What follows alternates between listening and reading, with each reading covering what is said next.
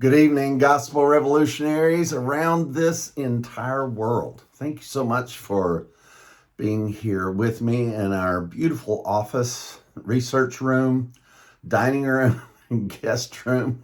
It is certainly a multi-purpose bonus room for sure. Just depends on what bonus you want out of it. This coming Friday, you're going to get to hear an amazing Powercast. It is going to be taught and brought to you by Daniel and I out of Matthew chapter 18, verse 15 through 35. So if you'd like to go there and read up a bit and see what you can make of it first, I'm even going to lay out all the topics that we covered for you. But what we've been doing is the teachings and commandments of Jesus, as we have found this list published by a certain ministry. And it has been really amazing for me personally, because each and every one of them that we've done, I've learned something I did not know. And the value of this amazing hermeneutics of the research and of all the study that we do in the Hebrew scriptures. And we've gone over this, but I'm telling you, it is so productive. It's almost, I don't even know how to describe it, because the anticipation of learning some really powerful things that we've never seen before is in front of us virtually every time we go in and do any more research. The only reason we don't do more is we just simply can't process any more than the amount that's coming through. This has been a really major thing. We've been working to understand the hermeneutics of of how to research the Bible and the scriptures. Hermeneutics is a Bible school term, a theological term, and it just simply means the means by which you do research. What is the criteria? What qualifies as the ways that you look? Now, when and Daniel and I were in the Word of Faith movement, this was the hermeneutics. Find a verse and stand on it. That's what Norval always told me. If it said it in a verse, I could preach it all day long. It didn't make any difference what the context was. I could make up anything I wanted. And then if you found a Greek word, then you could go and look it up and then come up with a definition, and then make that the hermeneutics of your research is simply just the Greek or the Hebrew word itself, and still not knowing the context, which basically you're hamstrung either way, whether you're going by a verse out of context or a definition, Hebrew or Greek, out of context. So context always wins the day, but the element of context has to be brought into with the focus being on the Hebrew scriptures and comparing that to the work of the cross. And it just is a magical thing. It really is. We've gone from miracles to magic around here. Daniel and I really, honestly, the reason that we have so much fun and we portray so much levity is because we're really having a great time. Because we know even before we start that we're going to find something really amazing and be able to share that with you. A lot of what we're learning right now, we are learning out loud. And I think Daniel's gotten comfortable with that. I got used to making a fool out of myself a long time ago. And the thing of it is that we present this to you, and that way you can hear it, and then you can see how that fits. We are all learning together. I don't want anything where that this seems like that there's an authority structure. There's a responsibility structure, and yeah, the buck does stop here, but that's where responsibility is concerned. I don't exercise authority over anyone, but the power of taking responsibility really is quite amazing. This hermeneutics, once again, of how we study and how we research, we really don't have any apologies for it because it's exactly the way Jesus told us to do it. And after Jesus then explained all of this to Paul, from what we can understand, this is how Paul said to do it. So Paul did exactly what Jesus said to do concerning the scriptures, and we have no reason to think that we've come up with a better method. We have really divorced ourselves of even the experiences that we have had, because Daniel does not want to have a personal experience to have to measure up to or be included in what it is we think is the truth. We're not here to rail on your personal insights or your personal revelation at all. I'm sure it sounds like it, but what I'm having to do is to make sure that we're not allowing those things to take the top slot in your pursuit of truth, because we have 46,000 denominations and growing all the time because of personal insights and revelations and visions and dreams, and goodness gracious, it just keeps going forever and ever. But this the methodology that we're using to research has become incredibly exciting for all of us, and I hope for you also. I just really want to tell you, because we go through so much in this Powercast that's coming up, I feel like you need to kind of be warned in what it is that you need to be prepared for. So we start in Matthew 18, and we start in just about the middle of it in chapter 15, and we go all the way through verse 35.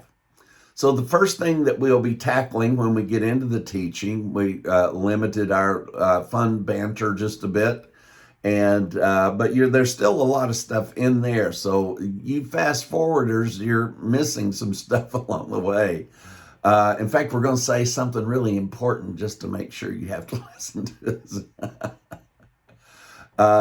So the first thing that we deal with is if your brother offend you. This is also taught in 2 Corinthians, and I'm not going to teach all of this to you.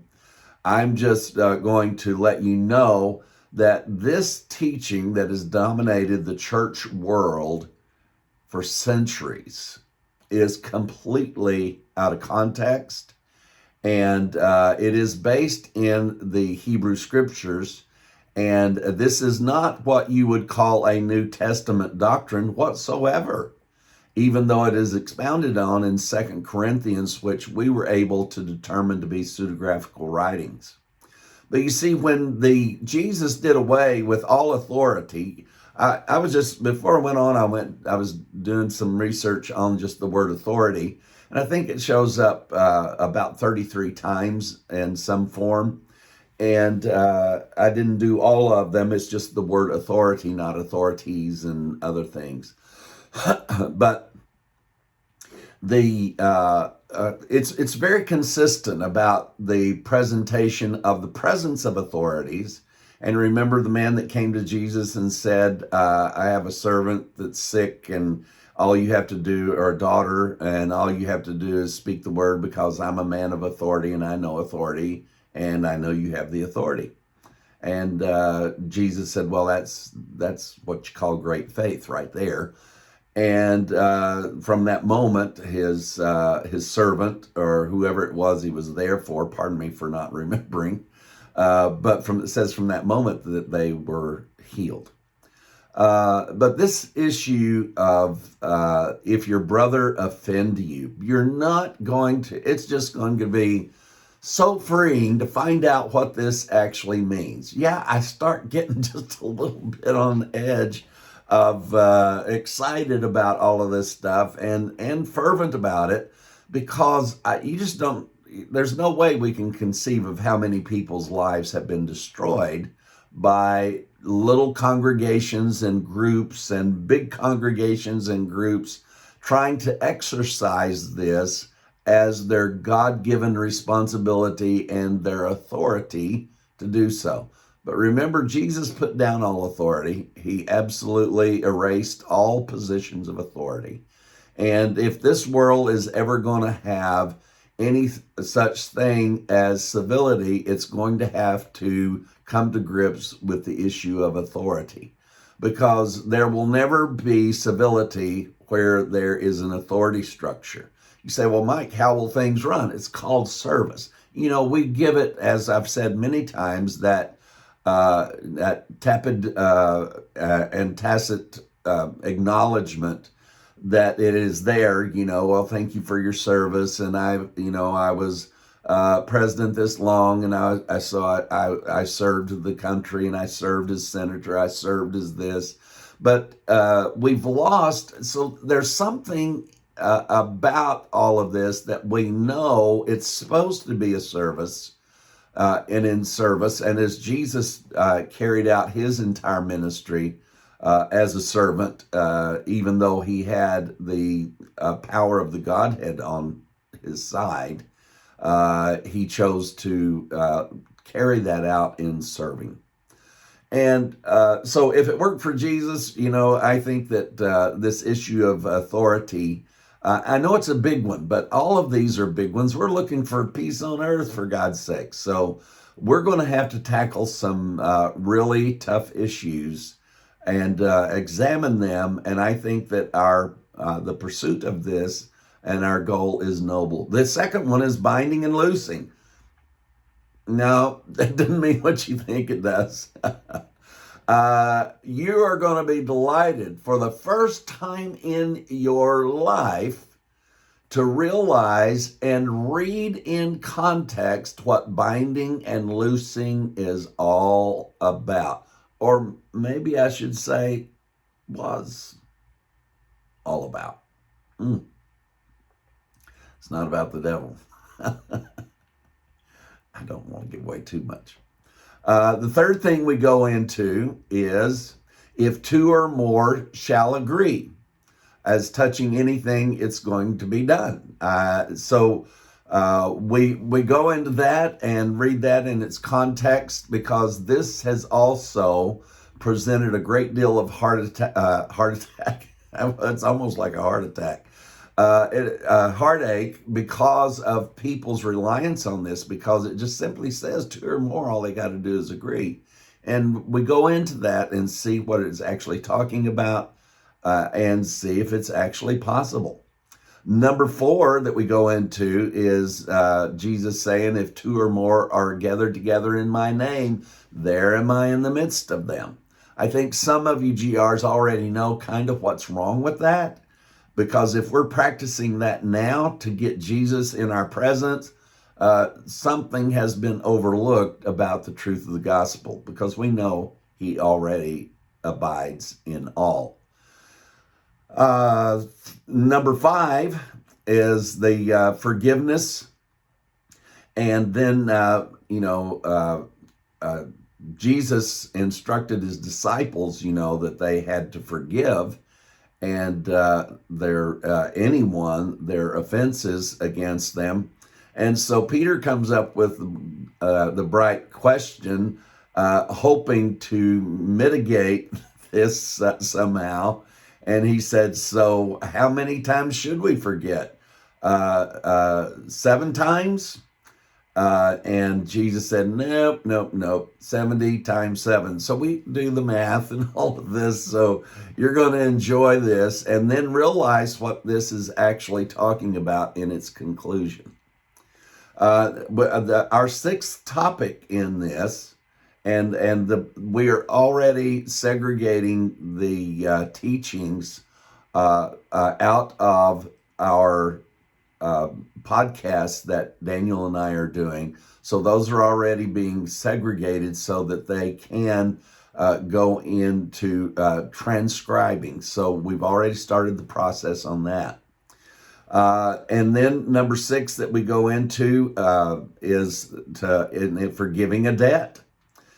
And Jesus said, talked about the whole thing about the master or the king forgiving the debt of one of his servants. And you know the story, how that he went out and did just the opposite to his, and the conclusions of that. I want to hold that one in too and not tell you, but there's a powerful gospel revelation in that one also.